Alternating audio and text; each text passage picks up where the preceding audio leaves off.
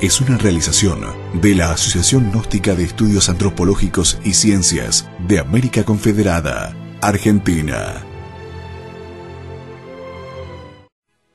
El siguiente programa está realizado por una institución sin fines de lucro. Ajiacac presenta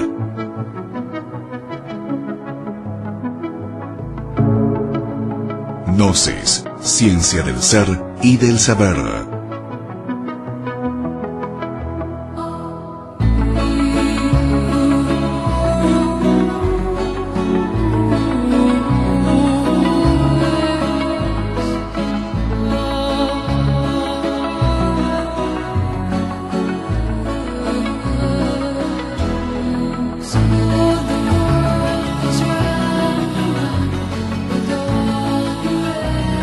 Gnosis, ciencia del ser y del saber. Hola, bienvenidos a nuestro programa de Gnosis, esta ciencia del ser y del saber. Hoy nos vamos a encaminar un poco sobre este tema del gnosticismo, y es muy común y todos sabemos hoy en día que escuchamos y vemos a través de programas de radio y televisión sobre este temario que hace a la tendencia gnóstica, al gnosticismo, a filosofías gnósticas, y también encontramos en revistas, en libros, cosas o comentarios, información que hacen a este tema. Frente a esta variedad de información, nosotros entendemos que también aparecen las dudas, controversias, todas esas cosas o definiciones que nos confunden y que es necesario aclarar y encontrar alguna verdad. Por eso en el día de hoy vamos a tratar de dilucidar estas dudas y comprender de qué se trata esto del gnosticismo. Como siempre, vamos a dar la bienvenida al invitado del día de hoy, el instructor gnóstico, el señor Domingo Fanese. Hola Lidia, ¿qué tal? ¿Cómo le va? Muy bien. Acá un poquito sobre este tema hemos extraído de documentos que hacen a este tema de gnosticismo un pequeño párrafo que vamos a hacer una lectura y le invitamos a que analicemos un poquito. Bueno, cómo no. Y nos dice lo siguiente: los gnósticos se consideraban conocedores o gnostikoi, denotando que poseían la gnosis o el conocimiento divino. Los gnósticos, así se entiende, vivieron en su mayoría durante los 3 o 4 primeros siglos de la era cristiana. No eran sectarios ni miembros de una nueva religión. Eran personas que compartían entre sí cierta actitud ante la vida. Puede decirse que esa actitud consistía en la convicción de que el conocimiento directo, personal y absoluto de las verdades auténticas de la existencia es accesible a los seres humanos, y la obtención de tal conocimiento debe siempre constituir la suprema realización de la vida humana. Entonces nosotros, quizá para introducirnos un poco, nos gustaría saber qué es el gnosticismo. Bueno, Lidia, lo que usted acaba de leer es bastante acertada la definición que está dando sobre lo que es el gnosticismo. Pero como generalmente ocurre en este tipo de documentación, nunca es del todo completa, porque al gnosticismo siempre se lo ha asociado con aquello que tiene que ver con lo metafísico, con lo esotérico, o simplemente como una religión. Y en sí, el gnosticismo es, como bien dice allí, es una forma de vida, se podría decir que es una cultura, porque es eso que se hereda de sociedad en sociedad a través del tiempo, y que lo que realmente busca es un conocimiento integral, porque la palabra etimológicamente gnosis significa conocimiento, pero un conocimiento lo podría encontrar en cualquier libro, leyendo cualquier libro, cualquier biblioteca, uno adquiere determinado tipo de conocimiento. El gnosticismo en sí busca que cada persona descubra la verdad absoluta, y eso depende pura y exclusivamente de cada persona, porque la verdad para cada persona es distinta, ¿verdad? ¿Qué, digamos, inferencia tienen aquí los evangelios? Bueno, por eso es muy buena la pregunta que me está haciendo Lidia, porque siempre se analiza qué postura tomar en la vida, o qué postura seguir en la vida, o qué postura imponer a una determinada sociedad, sea en lo filosófico, en lo religioso. Y siempre eso se ha hecho en base al estudio de interpretación de cosas que han pasado en la historia. Es decir, los evangelios no son una biografía exacta de la vida de Jesús, por ejemplo. Los evangelios son escritos que acumulan información, pero sobre lo que una determinada persona pudo haber llegado a comprender de la enseñanza que pudo haber dado Jesús, por ejemplo.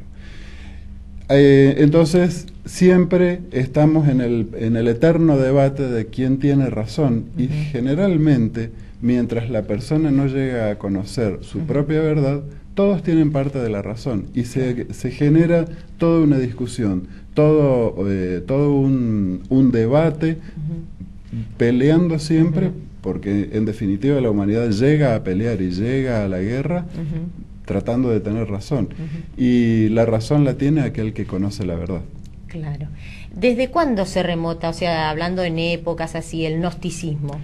Bueno, al gnosticismo no se le puede poner una fecha determinada de comienzo, porque el conocimiento o la búsqueda del conocimiento absoluto, de la verdad suprema, es algo que la humanidad desde sus albores lo ha buscado, o sea, es algo que ha pretendido llegar a conocer, a interpretar aquellas leyes tanto físicas como espirituales que nos rigen, tratar de conocer los misterios de principios divinos que nos rigen, siempre fue el anhelo de toda humanidad.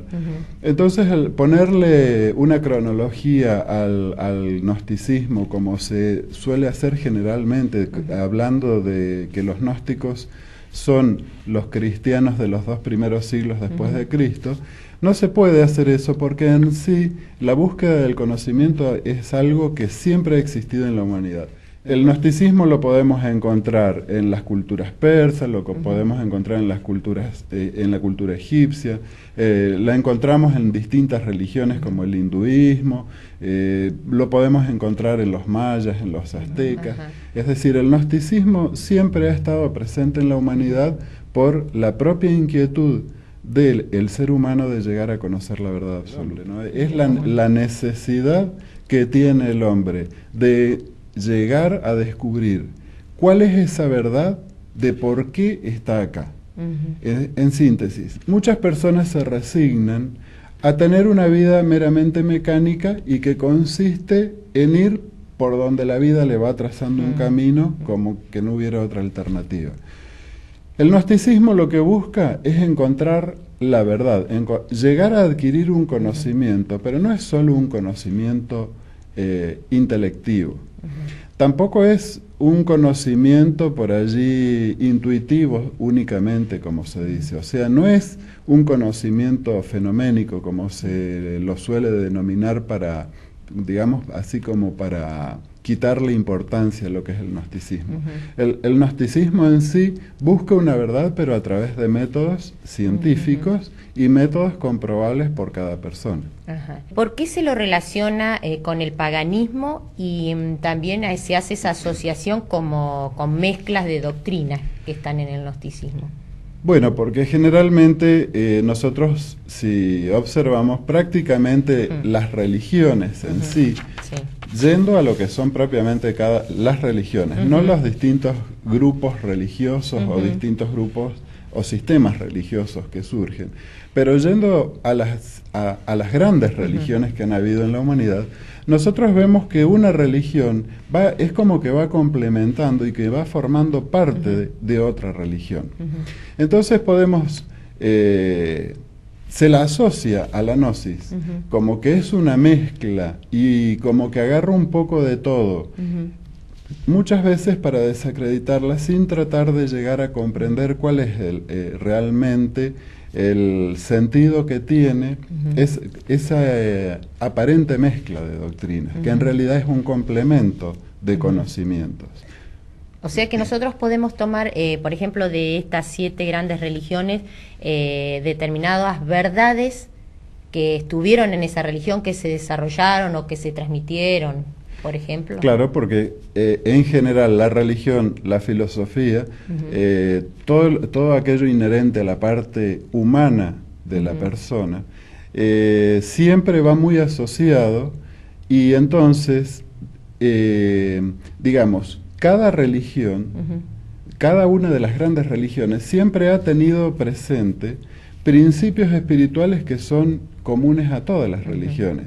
Más allá de que muchos estudiosos sostienen que, por ejemplo, no se puede comparar a Brahma, Shiva y Vishnu con Padre, Hijo y Espíritu Santo, no le hagamos esa comparación si no la queremos aceptar o si no le encontramos un verdadero sentido a esa comparación, pero sí veamos que, por ejemplo, el hinduismo o el brahmanismo sí tenía 3 principios religiosos, y el cristianismo tiene 3 principios religiosos, y el judaísmo tiene 3 principios religiosos. Es decir, toda gran religión, toda verdadera religión que ha estado en la historia de la humanidad siempre ha tenido esos 3 principios religiosos. Un poco así sobre cosas que podemos extraer. Si nosotros hablamos del hinduismo y budismo, que ellos tratan sobre la ley del karma, por ejemplo, y a veces no es como que no tienen el mismo enfoque. Claro, porque como nosotros decíamos hoy, generalmente discutimos para ver quién tiene razón y quién es el poseedor de la verdad. Y fíjese que si nosotros vamos a lo que es la historia de algunas religiones, el hinduismo sostenía que, o tiene una división en 4 castas, el retorno o la transmigración de almas, como se le suele llamar, nunca puede pasar de una casta a otra, es decir, siempre la persona que nacía dentro de la casta sacerdotal, siempre iba esa alma iba a transmigrar dentro de esa casta. Y el que nacía dentro de una casta que era un oficio, por ejemplo, que eran las castas más bajas, siempre iba a estar dentro de esa casta. Entonces surge el Buda, rebelándose contra esa imposibilidad de modificar el destino, e implementa, o mejor dicho, él descubre su verdad y transmite su verdad como una doctrina donde la persona sí puede modificar su destino. Entonces hoy una palabra que está muy de moda, muy conocida porque está muy utilizada, como el karma, que viene del hinduismo, esa palabra significa castigo. Ahora bien, se la suele asociar en otras escuelas con la ley de causa y efecto. Si bien son muy parecidas, no se puede decir de que causa y efecto sea exactamente lo mismo que karma. ¿Por qué? Porque causa y efecto implica que la persona no tiene formas de modificar su destino y estaría mucho más asociado con la propuesta del hinduismo. El karma está mucho más asociado con el budismo, porque el karma, ¿qué pasa? Es un castigo, pero la misma ley de karma tiene lo que se le antepone o lo que le equilibra, que es el dharma. Entonces significa que si uno va equilibrando el dharma y el karma, tiene formas de modificar su destino. Y si nosotros vamos a buscar por qué la gnosis, o querer asociar que la gnosis es una mezcla, o el gnosticismo es una mezcla de filosofías, de doctrinas, en realidad toma la síntesis. Porque fíjese, Lidia, que también podríamos sostener que el cristianismo es una mezcla de doctrinas. Sí, lo vamos a dejar para el siguiente bloque. Y vamos a ir a la primera pausa y nos quedamos con esta incógnita para el segundo bloque. Gnosis, ciencia del ser y del saber.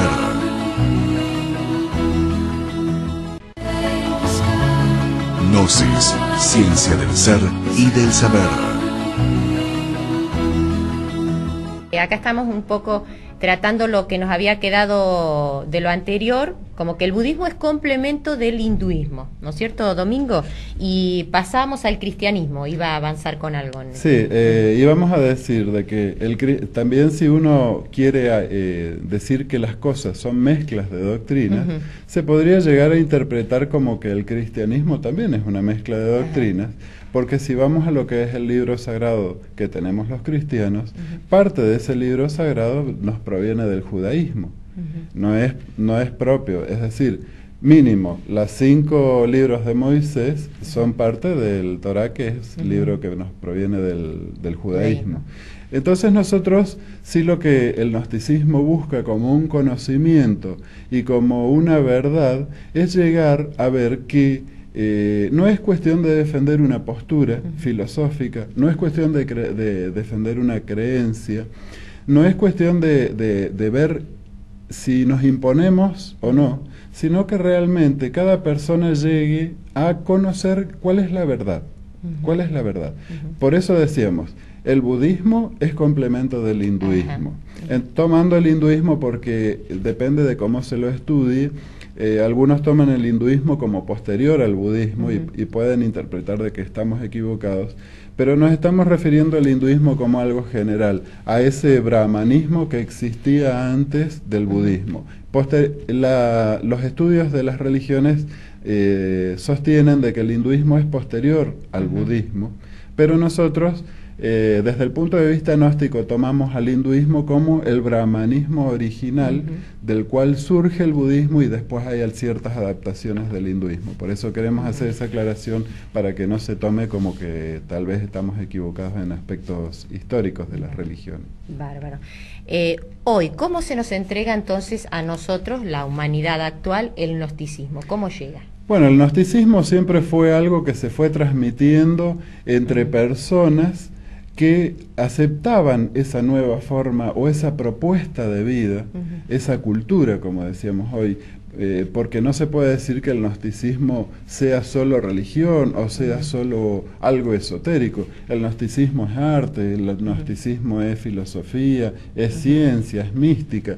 Entonces, generalmente se transmitía de labios a oídos, de una persona que quería, investigaba, indagaba cuáles eran sus orígenes, cuál era su destino, cuál era el motivo de su vida. Entonces siempre buscaba como una especie de maestro, de guía, de iniciado, se le llamó en alguna época, que lo orientara a esa persona a cómo encontrar ese conocimiento.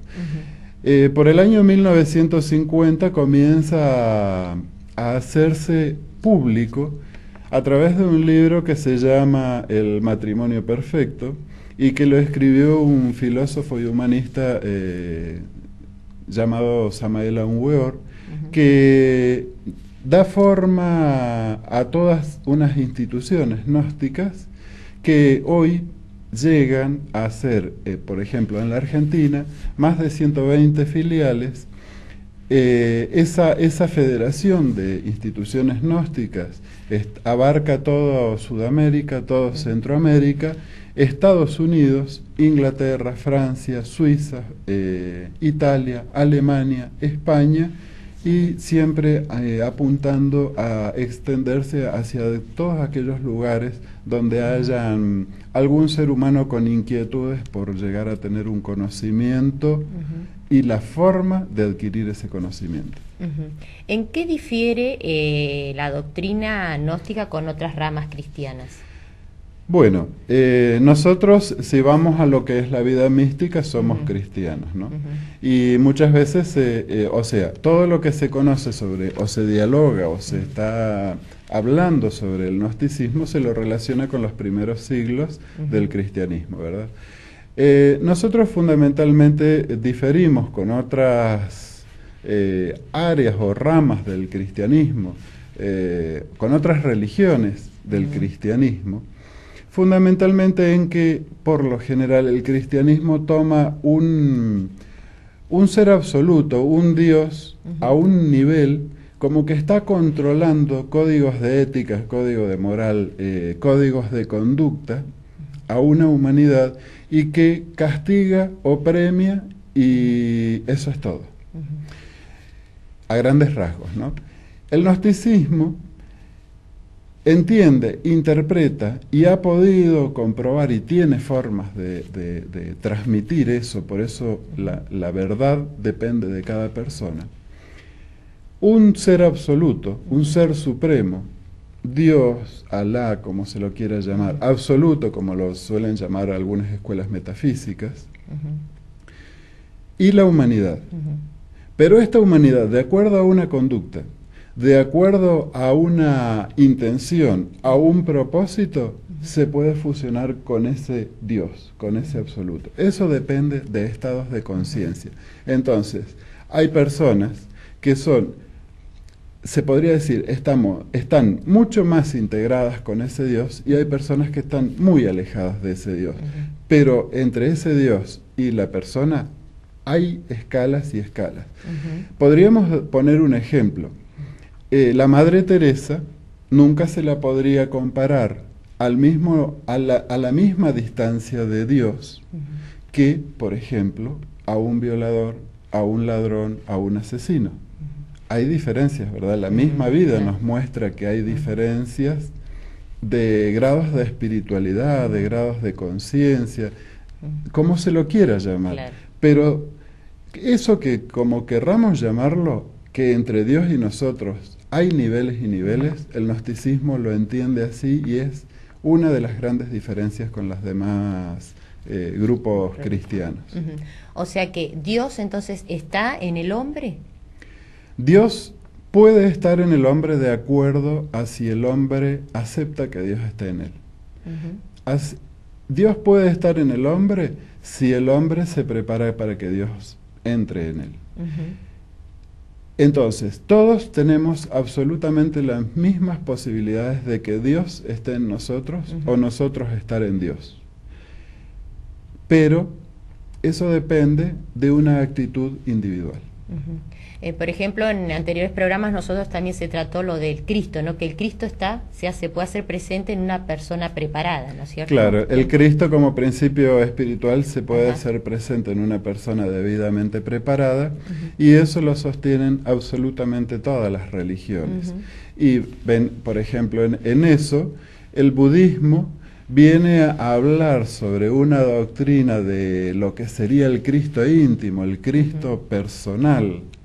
Y Jesús el Cristo vino a dar la doctrina del Cristo cósmico, del Cristo que está en todo como expresión de vida, y que si nosotros llegáramos a integrarnos con eso, dejaríamos de ser una individualidad para que ser, como se dice por allí como un gran postulado filosófico, la multiplicidad es la diversidad es la unidad. Es decir, en algún punto todos somos una sola misma cosa. En ese punto matemático, preciso, exacto, ese punto es Dios. Claro. Domingo, hablamos de personas preparadas, pero por allí alguien que nos esté escuchando y viendo dice, bueno, pero yo no estoy preparada o no sé si estoy preparada, entonces Dios no se hace presente en esa persona. Nosotros aceptamos que Dios está presente en todo. No es casualidad, por ejemplo, nosotros podemos apoyarnos en esta mesa porque tiene una constitución atómica que es muy distinta al papel, por ejemplo, o al agua. Eso significa que hay una inteligencia natural que está presente en todo. Esa inteligencia natural es parte de lo que se denomina Dios. Eso está presente en todos. Ahora, ¿cómo Dios o la capacidad de ser conscientes de que Dios está presente o de que nosotros podemos estar presentes en Él, eso ya depende de que la persona se prepare. Ya no es una generalidad y algo que se produzca mecánicamente. Eso tiene que ser buscado, tiene que ser anhelado, y eso es parte del conocimiento, parte de la verdad suprema que cada persona busca y encuentra de acuerdo a sí mismo, ¿no? Bueno, Domingo, muy agradecidos todos acá por estas dudas, que trataremos de que haya llegado la claridad a las personas que nos escuchan, y hasta futuros programas. Gracias, Lidia. Y vamos a la última pausa de este programa de Gnosis, Ciencia del Ser y del Saber. Gnosis, Ciencia del Ser y del Saber.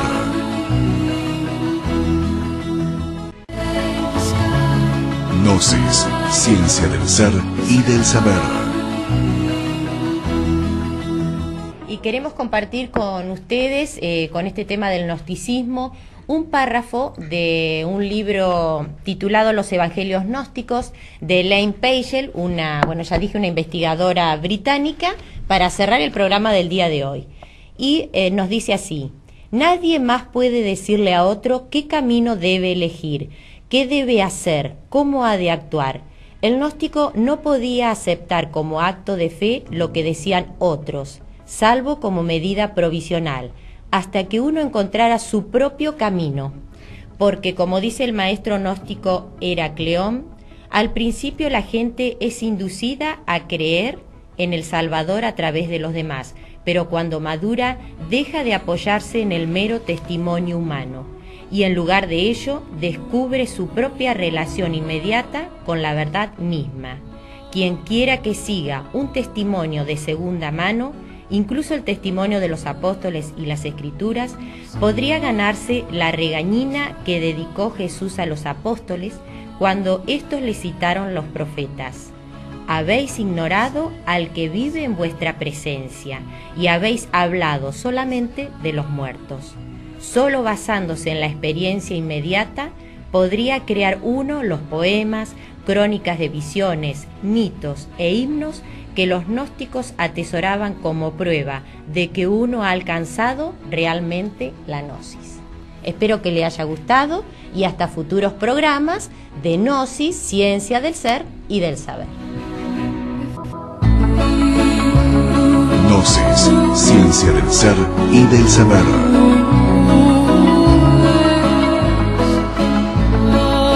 Es una realización de la Asociación Gnóstica de Estudios Antropológicos y Ciencias de América Confederada, Bahía Blanca, Buenos Aires, Argentina.